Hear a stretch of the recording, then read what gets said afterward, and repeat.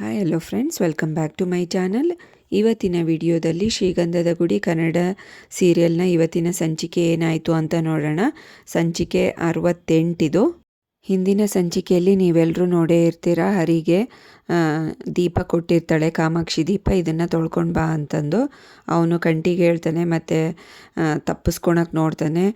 But ಚಂದನದಿಂದ ಅದು ಸಾಧ್ಯವಾಗೋದಿಲ್ಲ. ಉಳೋ ಕೆಲಸ ಗೂಳಿನೇ ಮಾಡಿದ್ರೇ ಚಂದ ಅಂತ ಹೇಳಿ ಅವನ್ನೇ ಕಳಿಸಿರ್ತಾಳೆ. ಅವನು ಹೇಗೆ ಬೇಕಾದರೆ ಹಾಗೆ ತೊಳ್ಕೊಂಬಂದಿರ್ತಾನೆ. ಅಷ್ಟರೊಳಗೆ ಇವರೆಲ್ಲರೂ ನಗ್ತಾ ಇರ್ತಾರಲ್ಲ, ಅವನಿಗೆ ಒಂಥರ ಶೇಮ್ ಆಗುತ್ತೆ.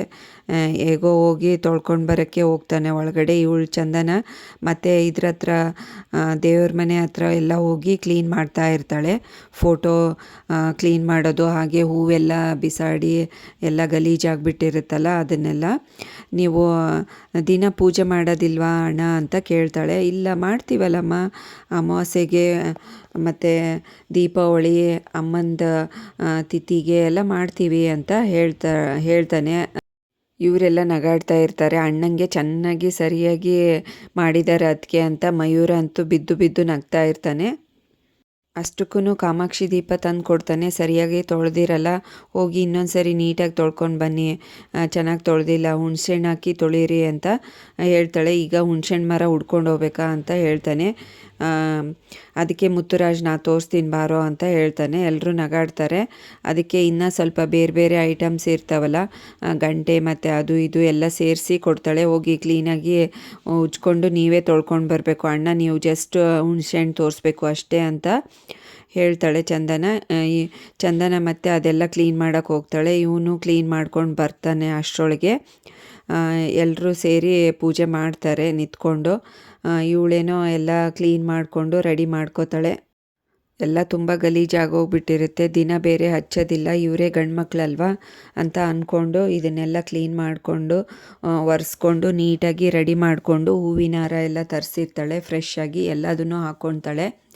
ಅಷ್ಟರೊಳಗೆ ಎಲ್ಲನೂ ಕ್ಲೀನ್ ಮಾಡ್ಕೊಂಡು ಬಂದಿರ್ತಾನೆ. ಮಯೂರ ಬತ್ತಿ ತಂದು ಕೊಡ್ತಾನೆ. ಬತ್ತಿ ಮತ್ತು ಎಣ್ಣೆ ಹಾಕ್ಕೊಂಡ್ಬಿಟ್ಟು ದೀಪ ಹಚ್ತಾಳೆ. ಎಲ್ರಿಗೂ ಖುಷಿ ಆಗುತ್ತೆ. ಹಾಗೆ ದೀಪ ಹಚ್ಬಿಟ್ಟು ಉದ್ನಿ ಕಡ್ಡಿ ಹಚ್ಚಿ ಮಂಗಳಾರತಿ ಬೆಳಗ್ತಾಳೆ. ಎಲ್ಲರಿಗೂ ಮಂಗಳಾರತಿ ಕೊಡ್ತಾಳೆ. ಎಲ್ರಿಗೂ ತುಂಬ ಖುಷಿ ಆಗುತ್ತೆ. ಹಾಗೆ ಊದುಬತ್ತಿ ಹಚ್ತಾಳೆ, ಧೂಪ ಹಾಕ್ತಾಳೆ. ಎಲ್ಲ ಮನೆ ತುಂಬ ಹೊಗೆ ಹಾಕ್ತಾಳೆ ಧೂಪನ, ನೆಗೆಟಿವ್ ಎನರ್ಜಿ ಹೋಗಲಿ ಅಂತ. ಇವನು ಮುತ್ತುರಾಜನಿಗೆ ಹರಿ ಹೇಳ್ತಾ ಇರ್ತಾನೆ, ನೋಡೋಣ ಅವಳು ಅಡ್ಜಸ್ಟ್ ಆಗ್ತಾಳೆ, ಈ ಮನೆಗೆ ಬಿಟ್ಟು ಹೋಗೋದಿಲ್ಲ, ನೋಡ್ತಾ ಇರು ಅಂತ ಅಣ್ಣಂಗೆ ಭರವಸೆ ಕೊಡ್ತಾನೆ. ಈ ಕಡೆ ಕಾಲ್ ಬಂತು ಅಂತ ಕಂಟಿ ಹೊರಗಡೆ ಹೋಗ್ತಾನೆ. ಮಯೂರ ಬಂದು ಹತ್ಕೊಂಡು ಸೋಫಾ ಮೇಲೆ ಕುತ್ಕೊತಾನೆ. ಯಾಕೆ ಅಳ್ತಾ ಇದ್ದಾನೆ, ಏನಾಯಿತು? ಅವನಿಗೆ ಹೊಗೆ ಅಂದರೆ ಅಲರ್ಜಿನ? ನಂಗೆ ಗೊತ್ತಾಗಲಿಲ್ಲ ಮಯೂರ, ಸಾರಿ, ನಿಂಗೆ ಹೊಗೆ ಆಗೋದಿಲ್ಲ ಅಂತ ನಂಗೆ ಗೊತ್ತಾಗಲಿಲ್ಲ ಅಂತ ಅಂತಾಳೆ. ಅಯ್ಯೋ ಅದಲ್ಲ ಅದಕ್ಕೆ ಅಂತ ಹೇಳ್ತಾನೆ. ಅದಲ್ಲ ಅದಕ್ಕೆ ಹಬ್ಬ ಹುಣ್ಣಿಮೆ ಎಲ್ಲದರಲ್ಲೂ ನಾನು ಮತ್ತು ಮುತ್ತು ಅಣ್ಣ ಸೇರಿ ಪೂಜೆ ಮಾಡ್ತಾಯಿದ್ವಿ. ಇಷ್ಟೊಂದು ಯಾವತ್ತೂ ನೆಮ್ಮದಿ ಸಿಕ್ಕಿರಲಿಲ್ಲ, ಇಷ್ಟೊಂದು ಖುಷಿ ಯಾವತ್ತೂ ಸಿಕ್ಕಿರಲಿಲ್ಲ. ನೋಡಿ ಇವತ್ತು ನೀವು ಬಂದಿದ್ದೀರ, ಎಷ್ಟೊಂದು ಚೆನ್ನಾಗಾಯಿತು. ನಾನು ಚಿಕ್ಕವನಿದ್ದಾಗೆ ನಮ್ಮ ಫ್ರೆಂಡ್ಸ್ ಫ್ಯಾಮಿಲಿಯಲ್ಲೇನು ಅವರಮ್ಮ ಎಲ್ಲರೂ ಸೇರಿಕೊಂಡು ಪೂಜೆ ಮಾಡ್ತಾಯಿದ್ರು. ನಾನು ಮನೇಲಿ ನಿಂತ್ಕೊಂಡು ಅಳ್ತಾ ಇದ್ದೆ, ನಮ್ಮ ಮನೆಯಲ್ಲೂ ಅಮ್ಮ ಇಲ್ಲ ಅಂತಂದು. ಮನೆಗೆ ಬಂದಾಗ ಅಕ್ಕ ತಂಗಿ ಅದಕ್ಕೆ ಹಿಂಗಿದ್ದಾಗ ಎಷ್ಟು ಖುಷಿ ಆಗುತ್ತೆ ನೋಡಿ ಅಂತ ಫೀಲ್ ಆಗಿ ಅಳ್ತಾನೆ. ಆಯ್ತಾಯಿತು, ಹತ್ತಿದ್ದು ಸಾಕು, ಇವಾಗ ಅಣ್ಣ ನನಗೆ ಟೀ ಮಾಡಿಕೊಡೋಣ ಅಂತ ಹೇಳ್ತಾನೆ ಹರಿ. ಅದಕ್ಕೆ ಚಂದನ, ಆಯಿತು ನಾನು ಟೀ ಮಾಡ್ತೀನಿ, ನನಗೆ ಹೇಳ್ಕೊಡಿ ಅಣ್ಣ ಅಂತ ಅಡುಗೆ ಮನೆಗೆ ಹೋಗ್ತಾಳೆ. ಮುತ್ತುರಾಜ್ನೂ ಅಷ್ಟೇ ಒಳಗಡೆ ಹೋಗ್ತಾನೆ ಹೇಳ್ಕೊಡೋದಕ್ಕೆ. ಹರಿ ಈ ಕಡೆ ಮಯೂರನಿಗೆ ಒಂಥರ ಪ್ರೀತಿಯಿಂದ ತಮಾಷೆ ಮಾಡ್ತಾನೆ. ಏನೋ ಇಷ್ಟಕ್ಕೆಲ್ಲ ಅಳ್ತಾರ, ಬಾ ಟೀ ಮಾಡ್ತಾ ಇದ್ದಾರಂತೆ ನೋಡೋಣ ಬಾ ಅಂತ ಹೇಳಿ ಬಂದು ಈ ಕಡೆ ನಿಂತ್ಕೊಂಡು ಅಡುಗೆ ಮನೆ ಎದುರುಗಡೆ ಸ್ವಲ್ಪ ದೂರದಲ್ಲಿ ನಿಂತ್ಕೊಂಡು ನೋಡ್ತಾ ಇರ್ತಾರೆ. ಈ ಕಡೆ ಚಂದನ ಹಾಲು ಕಾಸೋಕ್ಕೆ ಹಾಲಿಂದು ಪ್ಯಾಕೆಟನ್ನೇ ಗ್ಯಾಸ್ ಮೇಲೆ ಇಟ್ಟಿರ್ತಾಳೆ. ಏನಮ್ಮ ಹಿಂಗೆ ಕಾಸ್ತಾ ಇದ್ದೀರಾ ಅಂತ ಹೇಳ್ತಾನೆ ಮುತ್ತುರಾಜ್. ಇಲ್ಲಣ್ಣ ತಮಾಷೆ ಮಾಡಿದೆ ಅಂತ ಹೇಳ್ತಾಳೆ. ಪಾತ್ರೆ ಎಲ್ಲ ಇಟ್ಕೊಂಡು ನೀರು ಹಾಕ್ತಾಳೆ. ಇಷ್ಟು ಸಾಕಣ್ಣ ಅಂತ, ಇನ್ನೂ ಸ್ವಲ್ಪ ಹಾಕಮ್ಮ ಅಂತ ಹೇಳಿ ಕೊಡ್ತಾ ಇರ್ತಾನೆ. ಅಷ್ಟರಲ್ಲಿ ಮತ್ತೆ ಟೀ ಪುಡಿ ಹಾಕೋಕ್ಕೆ ಹೋಗ್ತಾಳೆ. ಟೀ ಪುಡಿ ಹಿಂಗೆ ಸುರಿಯಕ್ಕೆ ಹೋಗ್ತಾಳೆ. ಸ್ಪೂನಿಂದ ಹಾಕಕ್ಕೆ ಗೊತ್ತೇ ಆಗೋದಿಲ್ಲ ಅವಳಿಗೆ, ಸ್ವಲ್ಪ ಜಾಸ್ತಿನೇ ಬಿದ್ದುಬಿಡುತ್ತೆ. ಕೈಯಿಂದ ತೆಗಿತಾಳೆ. ಜಾಸ್ತಿ ಆಯ್ತಣ್ಣ ಅಂತಂದು. ಬೇಡ ಬೇಡಮ್ಮ, ಸ್ವಲ್ಪ ಸ್ಟ್ರಾಂಗ್ ಆದರೂ ಪರವಾಗಿಲ್ಲ, ಕುಡಿತೀವಿ ಅಂತ ಹೇಳ್ತಾನೆ. ಈ ಕಡೆ ಮುತ್ತುರಾಜು ಅವರಪ್ಪ ಟೀ ಕೇಳ್ತಾ ಇರ್ತಾರೆ. ಆಯ್ತಪ್ಪ ತಗೊಂಬರ್ತೀನಿ ಅಂತ ಹೇಳ್ತಾನೆ ಮುತ್ತುರಾಜು. ಅವರಪ್ಪ ನಟರಾಜನ್ಗೆ ಮಧ್ಯಾಹ್ನ ಆದ್ರೂ ಇನ್ನೂ ಟೀ ಬರಲಿಲ್ವಲ್ಲ ಅಂತ ಇರ್ತಾನೆ. ಸಕ್ಕರೆ ಎಷ್ಟು ಹಾಕಬೇಕು ಅಣ್ಣ ಅಂತ ಕೇಳ್ತಾಳೆ. ಅದಕ್ಕೆ ನಟರಾಜ್ ಅವ್ರು ಹೇಳ್ತಾರೆ 5 ಜನಕ್ಕೆ 5 ಚಮಚ ಅಂತ ಅಂದಾಗ ಈಕೆ ಒಂದು ಅದರಲ್ಲಿ ಬೌಲ್ ಥರ ಇರುತ್ತೆ, ಅದರಿಂದ 5 ಹಾಕ್ಬಿಡ್ತಾಳೆ. ಇವನು ಸ್ಪೂನ್ ತರೋಷ್ಟರಲ್ಲಿ ಹಾಕಿದಮ್ಮ. ಎದರಲ್ಲಿ ಹಾಕಿದೆ? ಆಯ್ತು ಬಿಡಮ್ಮ, ಹಾಲು ಹಾಕ್ಲಣ್ಣ ಅಂತ ಕೇಳ್ತಾಳೆ. ಆಯ್ತಮ್ಮ ಹಾಕು.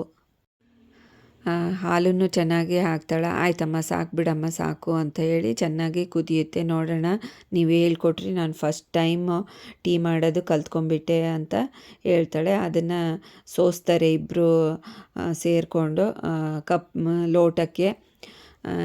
ಆಯ್ತಣ್ಣ ಎಲ್ಲರಿಗೂ ಕೊಟ್ಬೋಗಮ್ಮ ಅಂತ ಹೇಳ್ತಾನೆ. ಬೇಡ ಬೇಡ, ನೀವು ಫಸ್ಟ್ ಕುಡೀರಿ, ನೀವೇ ಹೇಳ್ಕೊಟ್ಟಿರೋದು, ಫಸ್ಟ್ ಟೇಸ್ಟ್ ಮಾಡಬೇಕಾಗಿರೋದು ನೀವೇ ಕುಡೀರಿ ಅಂತ ಅಂದಾಗ ಇವನು ಒಂಥರ ವೈಕ್ ಅಂತಂದು ಕುಡಿತಾನೆ. ಕುಡಿಲಾರ್ದ ಅಷ್ಟರೊಳಗೆ ಹೋಗಮ್ಮ ಎಲ್ಲರಿಗೂ ಕೊಟ್ಬಾ, ನಾನು ಆಮೇಲೆ ಕುಡಿತೀನಿ ಅಂತ ಹೇಳ್ತಾನೆ.